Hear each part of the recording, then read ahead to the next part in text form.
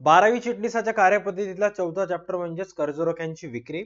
आतापर्यंत आपण 3 चॅप्टर्स बघितले. सर्व चॅप्टर्सचे व्हिडिओज ऍप्लिकेशन मध्ये बिग बुल बॅच मध्ये तर उपलब्ध आहेत. त्यातील काही व्हिडिओज YouTube वर सुद्धा आपण डिस्कस करत आहोत. बघ, सर्वात पहिले जर सांगायचं असेल, जेवढेही 12वीचे स्टुडंट्स हे व्हिडिओ पाहत आहेत, एक्झाम जवळ आलेले असतील किंवा लवकरात लवकर एक्झामच्या अगोदर तुमचं सिलेबस कंप्लीट व्हावं म्हणून तुम्ही आतापर्यंत आपल्या चॅनलवर अपलोड झालेले सर्व व्हिडिओज बघत आहात. त्या व्हिडिओमध्ये आपण भागांची विक्री बघितली, त्याचबरोबर कंपनीची वित्तीय व्यवस्था कशा पद्धतीने होते, काही नाही, संस्थात्मक वित्त व्यवस्थेचे स्रोत कसे असतात, काही नाही, सर्व गोष्टी डिस्कस केले. ज्याच्यामध्ये कर्जरोख्यांचे प्रकार हा टॉपिक आपण ऑलरेडी ह्याच्या अगोदरच्या काही पाठांमध्ये बघितलं होतं. आता आपल्याला पाहायचंय की या कर्जरोख्यांची विक्री कशा पद्धतीने केली जाते. कर्जरोख्याची विक्री करत असताना कंपनीला कोणत्या कोणत्या नियमांचे पालन करावं लागतं. कर्जरोखे विश्वस्त म्हणजे काय, कर्जरोखे विश्वस्त करार म्हणजेच काय. समजा तुमच्याकडून घेतलेले पैसे घेऊन कंपनी जर काही घोळ केली किंवा कंपनी नुकसान झालं तर तुम्हाला तुमचे पैसे कसे मिळतील, काही नाही, हे सर्व गोष्टी या चॅप्टर मध्ये आपल्याला डिस्कस करायचे आहेत. ऑलराईट, नमस्कार, मी प्रसाद.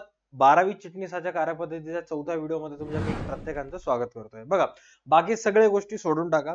आतापर्यंत जर अभ्यास झाला नसेल तर सर्वात पहिला कर्जरोखे म्हणजे काय आपण समजून घेऊया. सगळ्या गोष्टी डिस्कस करण्याच्या अगोदर की सर बाकी सगळं जाऊ दे, कर्जरोखे म्हणजेच काय. कर्जरोख्यांना इंग्लिश मध्ये म्हणण्यात येते डिबेंचर. आता थोडक्यात सांगायचं असेल तर अर्थ बघा, डिबेंचर म्हणजे कंपनीकडून घेतलेल्या दीर्घकालीन कर्जपत्र असते. जेव्हा एखादी एक कंपनी तुमच्याकडून 5 वर्षासाठी 6 वर्षासाठी पैसे घेत असते तर तुम्ही कंपनीला पैसा दिला याचा पुरावा म्हणून कंपनी काय करत असते, तुम्हाला एक प्रकारचं डॉक्युमेंट द्यायचं. सपोज तुम्ही रिलायन्स कंपनीला 5 वर्षासाठी 10 कोटी रुपये दिले तर तुमच्याजवळ प्रूफ काय, 10 कोटी दिले, तर कंपनी तुम्हाला अशा प्रकारचं एक प्रमाणपत्र देते.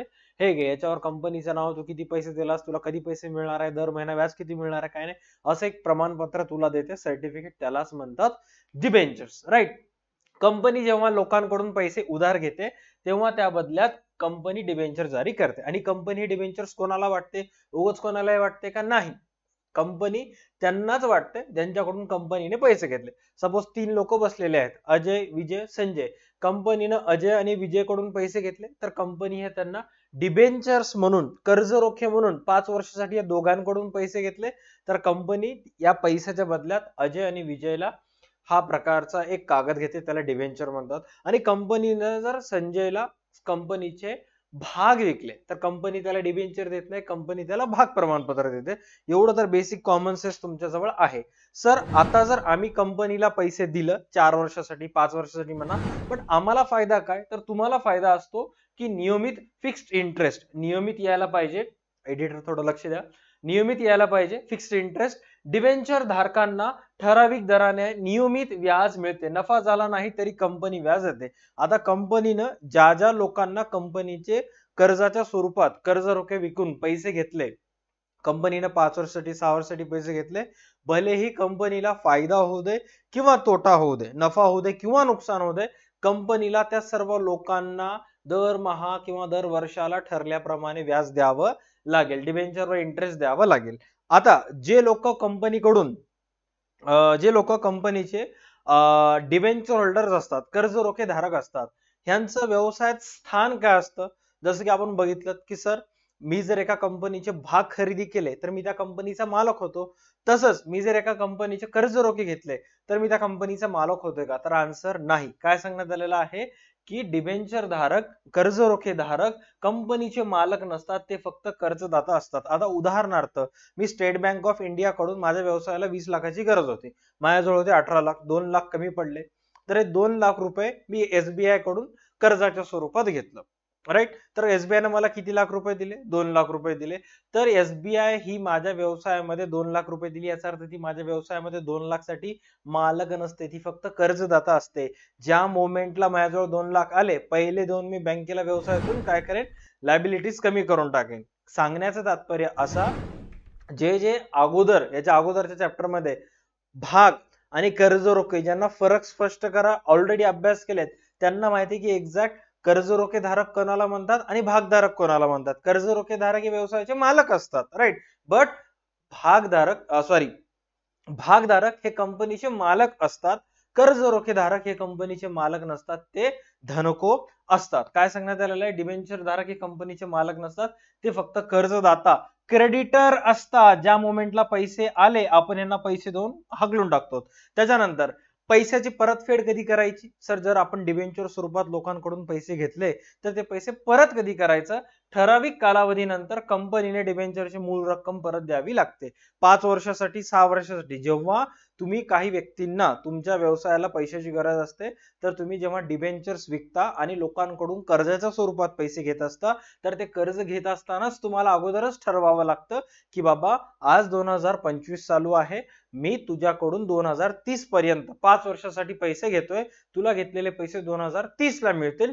तर हे कालावधी अगोदरच ठरवावी लागत असते. त्याच्यानंतर ठराविक कालावधीनंतर 2030 मध्ये ते पैसे परतफेड करावं लागेल. सुरक्षित गुंतवणूक, सेफ इन्व्हेस्टमेंट, काय सांगण्यात आलेलं आहे, कंपनीच्या संपत्तीवर हक्क ठेवून डिबेंचर दिले जात असल्याने ते तुलनेने सुरक्षित गुंतवणूक असते. साधं सिंपल आहे. डिबेंचर्सचे काही प्रकार असतात, सुरक्षित, असुरक्षित, रिडीमेबल, इरिडीमेबल, परतफेडीचे, न परतफेडीचे, तारण असलेले किंवा तारण नसलेले. हे एक प्रकारचं तारण असलेले असं सांगितलेलं आहे. आता सुरक्षित का मानलं जातंय, हे जे गोष्टी मी सांगायलो, ज्यांनी अगोदर पहिल्या, दुसऱ्या, तिसऱ्या चॅप्टरची व्हिडिओ बघलेत त्यांना क्लिक व्हायले, हा सर तुम्ही ऑलरेडी सांगितलेला आहात म्हणून. ओके, झाकण झुल्यासारखं जर तू जर अगोदर पहिल्या 3 चॅप्टरची व्हिडिओ बघितला नाही, डायरेक्ट चौथे चॅप्टर स्वतःला आइन्स्टाईन समजून ओपन केलास, पडतोस तोंडावर. त्यामुळे रिक्वेस्ट आहे की अगोदरच्या 3 चॅप्टरची व्हिडिओ बघणे. ओके, काय सांगालो नीट लक्षात घ्या. सुरक्षित गुंतवणूक काय म्हणल्या जाते, आता ज्या लोकांकडून मी कर्जाच्या स्वरूपात पैसे घ्यायलो ते मला विचारत आहेत की बाबा ठीक आहे आम्ही तुला पैसे देऊ, बट हे पैसे घेऊन तू जर व्यवसाय केलास, उद्या जर व्यवसाय बुडालं तर आमचे पैसे कसं परतफेड करशील. मग कंपनी काय सांगत असते की बाबा तुमच्याकडून जे आम्ही पैसे घ्यायलोत हे पैसे जर आम्ही परतफेड करू शकलो नाही तर कंपनीच्या नावानं या ठिकाणी 20 एकर जमीन आहे, ती जमीन विकून तुमचे पैसे परतफेड करण्यात येतील. राईट, तुमचे पैसे परतफेड करण्यात येतील. मग जे लोक पैसे झाले त्यांना कुठे वाटते, समाधान वाटते. तुम्ही बँकेत कर्ज घ्यायला जा, कर्ज घेत असताना बँक विचारते बाबा 5 लाखाची गरज आहे, 3 लाखाची गरज आहे, तर बँकेचा माणूस येतो लोन इन्स्पेक्शन साठी, लोन मॅनेजर असतो, तो येऊन चौकशी करतो, बघतो वगैरे कसं आहे, फायनान्शियल क्रेडिबिलिटी वगैरे आहे का नाही, देऊन टाकतो. सपोज तुम्ही 3 करोडचं लोन मागायला गेलं तर बँक खरोखरच चेक करते की बाबा ह्याने 3 करोडचं लोन मागायला ह्यानं कसं पैसे परतफेड करू शकते, ह्याच्या व्यवसायाचं वर्षाचं ग्रॉस प्रॉफिट किती आहे, ह्याच्या व्यवसायाचं वर्षाचं नेट प्रॉफिट किती आहे. जर तुमच्या व्यवसायाचं वर्षाचं नेट प्रॉफिट 80 लाख 90 लाख असेल तर बँकेला माहिती 80-90 लाख आहे म्हणजे 5 वर्षात त्यांना आपले पैसे द्यायच्या कॅपेबल आहे. पुन्हा हे 3 करोड रुपये घेऊन व्यवसायात टाकला म्हणजे व्यवसाय एक्सपॅन्ड होईल, प्रॉफिट सुद्धा वाढेल. मग अशा वेळेस बँक पैसे देते. काहीच नाही, घर नाही, दार नाही, कोणतं जमिनीची जागा नाही, कागदपत्र नाही, काही नाही, काहीच नाही. सकाळी उठल्याबरोबर 10:40 बँकेत जाऊन बँक मॅनेजरला 5 कोटीचं लोन मागायला, 5 रुपयाची चाय पाजून त्यांना पहिले निघून जा म्हणते. ओके, म्हणजेच काय की केव्हाही एखादा व्यक्ती जेव्हा तुम्हाला पैसे देत असतो तो चेक करतो की समोरचा व्यक्ती पैसे द्यायच्या लायकीचा आहे का नाही हे चौकशी करूनच पैसे देत असतो. विदाउट एनी चौकशी तुम्ही डायरेक्ट पैसे देत असाल, मूर्ख आहात मग. ओके, त्याच्यानंतर काय सांगण्यात आलेलं आहे चेक करा.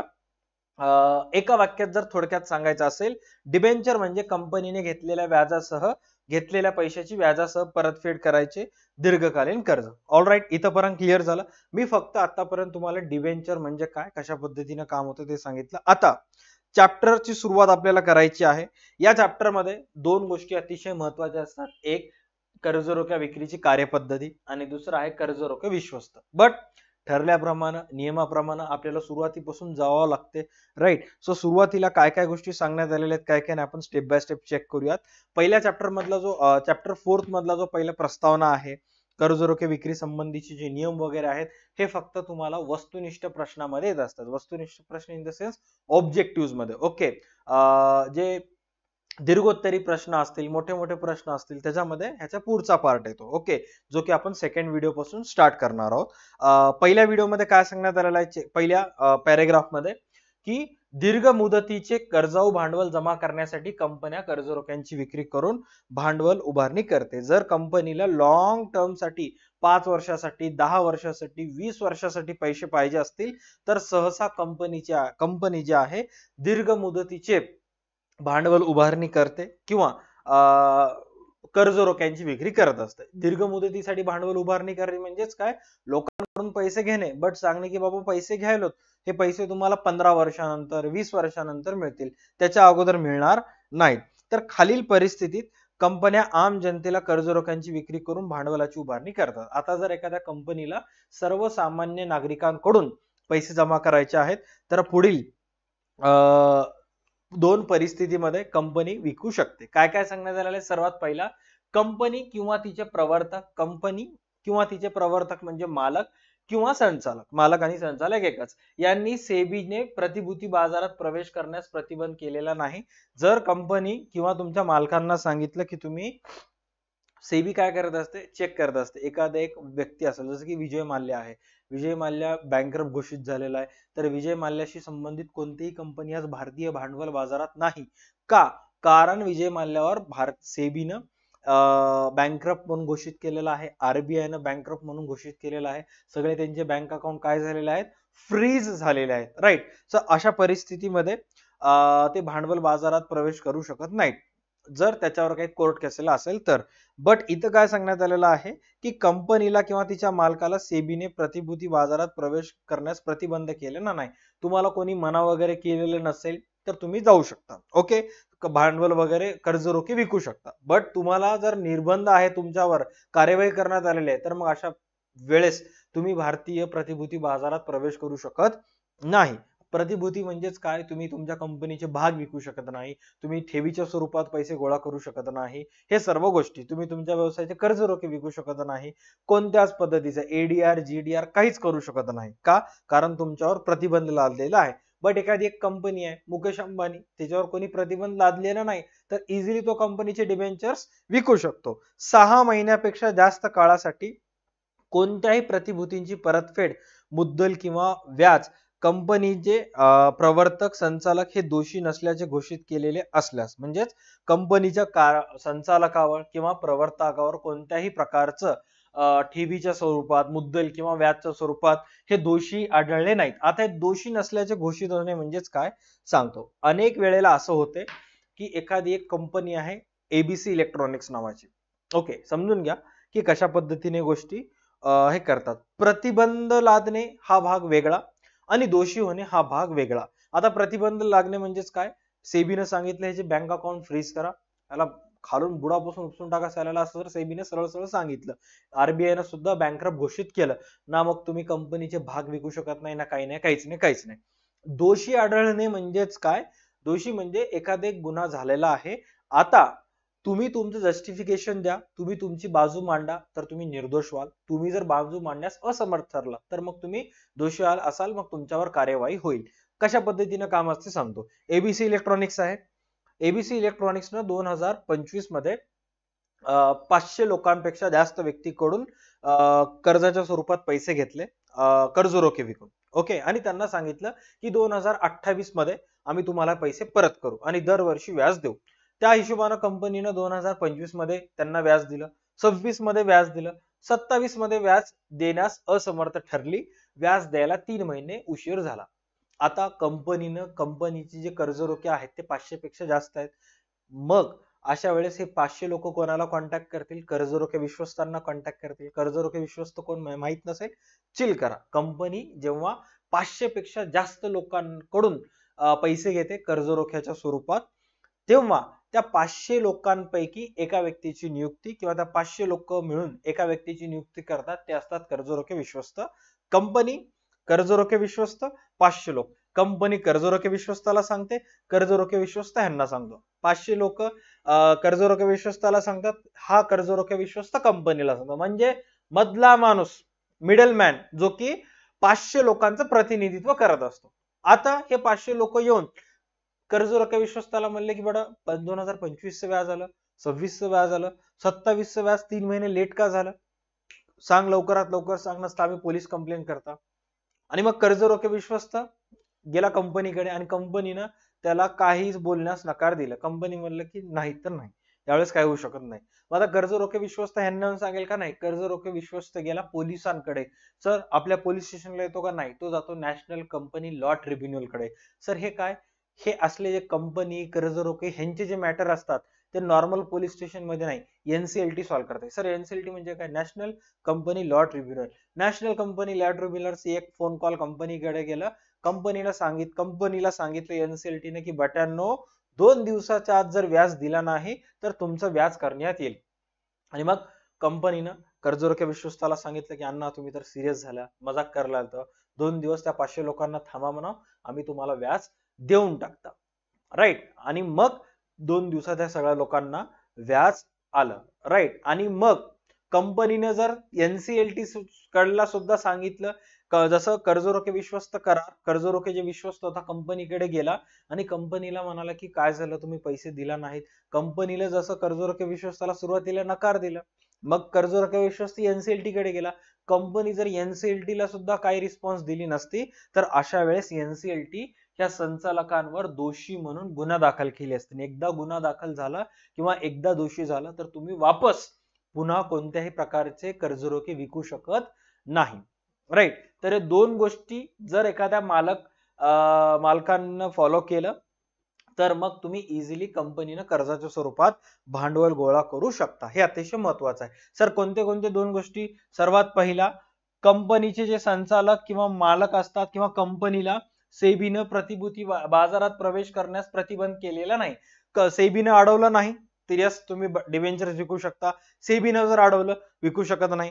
त्याच्यानंतर कोणत्याही मॅटर बद्दल, कर्जाऊ प्रतिभूतींची परतफेड, व्याज, ह्या अशा गोष्टींबद्दल मालकांवर अगोदरपासून कोणता गुन्हा दाखल असेल, दोषी आढळले असतील तर अशा वेळेस सुद्धा तुम्ही विकू शकत नाही. कोणताही दोषी नसल्याचे घोषित झाल्यास मग तुम्ही इझिली विकू शकता.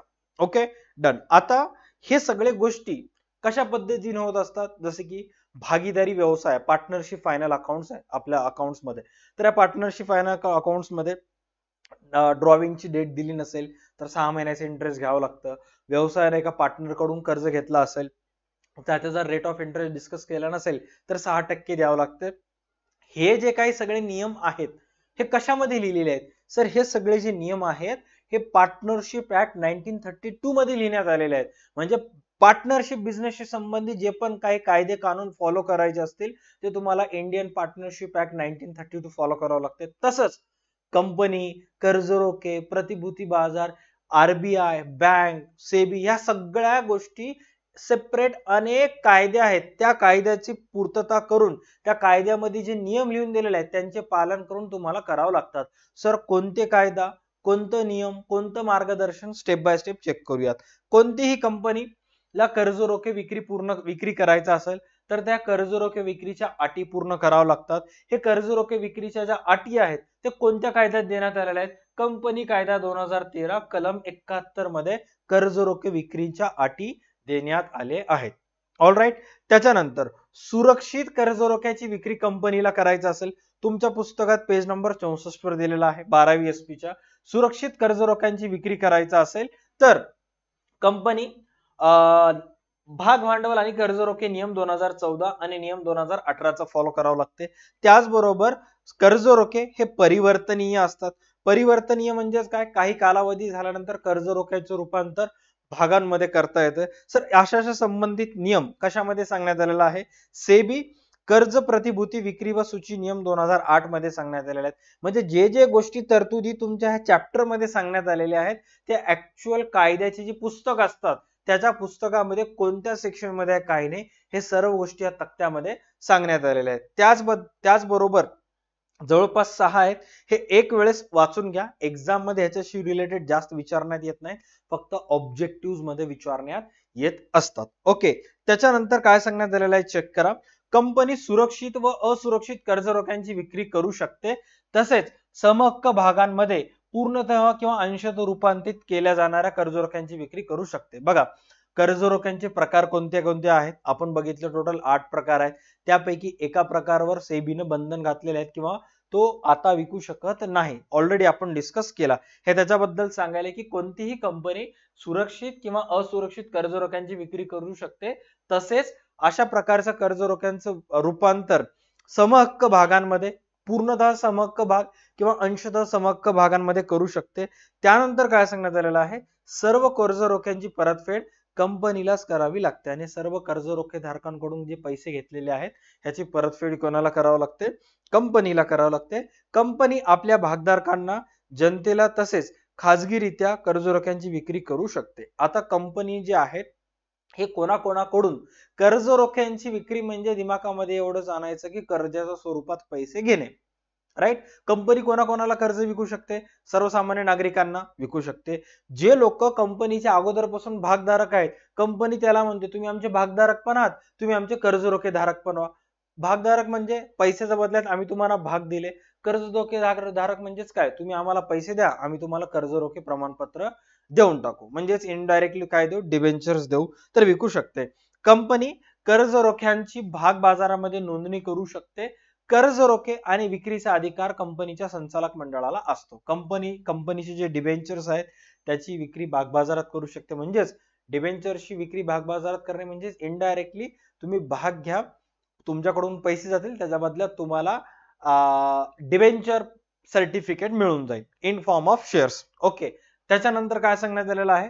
कर्जरोखे विक्रीचा अधिकार कंपनीच्या संचालक मंडळाला असतो. एखाद्या कंपनीच्या मालकाला वाटलं की बाबा आपण लोकांकडून कर्जाच्या स्वरूपात पैसे घेऊयात, लोकांकडून पैसे घेऊन त्यांना डिबेंचर सर्टिफिकेट देऊयात, तर ते पूर्ण अधिकार कंपनीच्या मालकाला दिलेला आहे.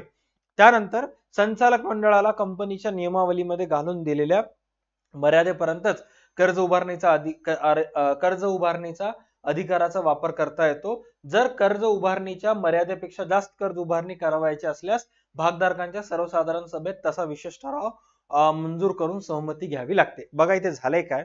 कंपनीची जी नियमावली असते, कंपनीची नियमावली मध्ये सांगितलेलं आहे की कंपनी 300 करोड पर्यंत कर्ज घेऊ शकते. राईट. आता कंपनी 300 करोड रुपयेपर्यंत कर्ज घेऊ शकते, तर त्याच्याबद्दल काही प्रॉब्लेम नाही. नियमावलीमध्ये सर्व सांगितलेले आहेत. कंपनीच्या जे मेमोरंडम ऑफ असोसिएशन असतं, घटनापत्रक, त्याच्यामध्ये सुद्धा मेन्शन केलेले असतात. बट कंपनीला पाहिजे 500 करोड. 500 करोड कंपनीला पाहिजे. तर कंपनीला वार्षिक सर्वसाधारण सभेत अॅन्युअल जनरल मीटिंग असते, त्याच्यामध्ये येऊन सर्व भागधारकांना सांगावं लागते की बाबा आपली लिमिट कर्जाची 300 करोड आहे आणि आपल्याला 500 करोडचं कर्ज पाहिजे. किती करोडचं कर्ज पाहिजे? 500 करोडचं. तर किती करोड एक्स्ट्रा पाहिजे? 200 करोड. मार्केटमध्ये आजच्या सिच्युएशनला तुम्ही 200 करोड मागा, तुम्हाला 2000 करोड रुपये द्यायला तयार आहेत लोक. राईट. सर तुम्हाला काय माहित? तुम्ही तर इथं टीव्हीच्या समोर बसून आहात, तुम्ही का मार्केटमध्ये गेला नाही, काय नाही, उगं तुम्ही सर आहात म्हणून काय पण बोलता, आम्ही ऐकाव का? बेटा सर उगच झालो नाही, काही गोष्टी फॅक्ट्स आपल्याला माहित असतात. सो सध्या ज्या मोमेंटला मी हा व्हिडिओ करायलो, त्या मोमेंटला मार्केटमध्ये एलजी नावाची जी कंपनी आहे, लक्की गोल्ड स्टार, तुमच्यापैकी मॅक्सिमम जणांना माहित असेल. सो एलजी न आयपीओ आणला. ओके. आणि नियर अबाउट जिथपर्यंत मला माहिती आहे, मी जस्ट 1 सेकंदात घेऊन सांगतो की त्या कंपनीला जवळपास 11,607 करोड रुपये पाहिजे होते. फॅक्ट्स. किती? 11,607 करोड एवढे रुपये कंपनीला पाहिजे होते. तर कंपनीला लोकांना आवाहन केलं की बाबा आम्हाला 11,607 करोड पाहिजे आणि हे आम्ही कंपनीचे भाग विकून हे करणार. राईट. बुक बिल्डिंग प्राइस माहिती आहे ना, मी काय सांगितलं होतं मागच्या क्लासमध्ये?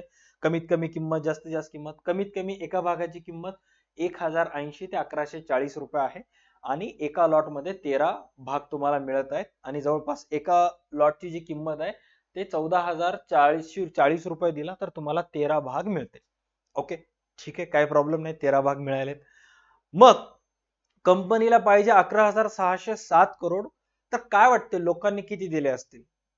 जेवढे पैसे कंपनीनं मागितलं त्याच्यात 33 पट पैसे भारतीय बाजारातून कंपनीला मिळाले. म्हणजे जर कंपनीला 1,000 करोड पाहिजे असतील तर लोकांनी 33,000 करोड दिलेत कंपनीला घ्या म्हणून. ओव्हर सबस्क्रिप्शन झालंय. म्हणजे करंट सिच्युएशन मध्ये इंडियन स्टॉक मार्केटमध्ये इतका पैसा आहे, कोणतीही कंपनी येऊन चांगलं परफॉर्मन्स देते 3-4 वर्षामध्ये, इंडियन स्टॉक मार्केट त्यांना इतका पैसा देते तुम्ही विचार करू शकत नाही. आता तो भाग वेगळा की तुमच्याकडून पैसे घेऊन कंपनी किती चालेल, किती बुडेल, तो भाग वेगळा. बट सध्या सिच्युएशन मध्ये भारतीय भाग बाजारामध्ये गरजेपेक्षा जास्त पैसा आहे आणि हेच बाहेरचे जे देश आहेत जपान असेल, USA असेल, चायना असेल, खास करून अमेरिका असेल, अगोदर आपलं इंडियन कंपनीज या लोकांकडून कर्ज घेत होते आणि मग ते लोक आपल्याला कर्ज देऊन चार गोष्टी बोलून दाखवत होते. बट आता भारतीय लोकांचं दाबलेला पैसा बाहेर निघत आहे. त्यामुळे बाहेर देशातले लोक आहेत हे कुठं ना कुठं थोडं जलस फील व्हायलेत की यार आता इंडियाला आपल्या पैशाची गरज नाही, कारण भारतातल्याच लोकांजवळ एवढा पैसा आहे. फॉरेन कंपनीजला इंडियाची आता गरज नाही, म्हणजे इंडियन कंपनीजला फॉरेन कंपनीची गरज नाही. समजायलंय सर? तुम्हाला कसं कळालं की सर 33% सबस्क्राईब झालेला आहे किंवा कंपनीला 1,000 करोड पाहिजे तर 33,000 करोड मागवलेला आहे? चेक करा, 33.4x सबस्क्राईब म्हणजे 33.4% सबस्क्राईब, म्हणजे कंपनीला 1,000 करोड पाहिजे तर लोकांनी 33,000 करोड दिले.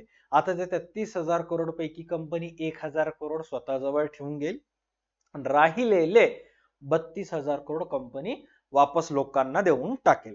राईट? तर आता पॉइंट आपण काय डिस्कस करत होतो व्यवस्थित चेक करा की जर कर्ज उभारणीच्या मर्यादेपेक्षा जास्त तुम्हाला तुमची लिमिट कितीची आहे 300 ची, तुम्हाला पाहिजे किती 500, तर 500 जर मागला तर तुम्हाला लोक 5,000 करोड देतील.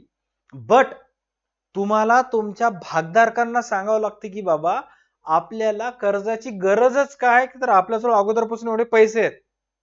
जर तुम्हाला कोणतीही कंपनी कर्ज घ्यायची ठरवली तर समजून घ्यायचं कुठं ना कुठं काही नुकसान आहे. भले मार्केटमध्ये लोक तुम्हाला पैसे द्यायला तयार आहेत, बट बाबा तुला कर्जाची गरज का पडली, आपल्याजवळ एवढे पैसे आहेत कुठे गेले? माणूस कर्ज कधी घेते जेव्हा स्वतःजवळ पैसे नसतील. आणि तुम्ही जर एका कंपनीमध्ये पैसे गुंतवलात, कंपनी जवळ मागच्या वर्षीपर्यंत फायद्यामध्ये होती, प्रॉफिट मध्ये होती कंपनी, आज अचानक कंपनी गरजेपेक्षा जास्त कर्ज घ्यायली, दाल में कुछ काला है. मग तुम्हाला अगोदर येऊन अॅन्युअल जनरल मीटिंग मध्ये सगळ्या समोर क्लिअर करावं लागते की बाबा आपल्याला 300 करोड रुपये घेण्याची लिमिट आहे कर्जाची, आपण 500 करोड का घेत आहोत, कारण आपल्याला आपलं कंपनीचे एक प्लांट दुसऱ्या देशात विस्तार करायचा आहे, तिथं खूप खूप मोठ्या प्रमाणात स्कोप आहे आणि आपण जर ते कर्ज घेतलं तर लवकरात लवकर पैशाच्या पाठबळामुळे काम चालू होईल, काम चालू झाल्यामुळे विक्री होईल, विक्री झाल्यामुळे कंपनीला नफा होईल.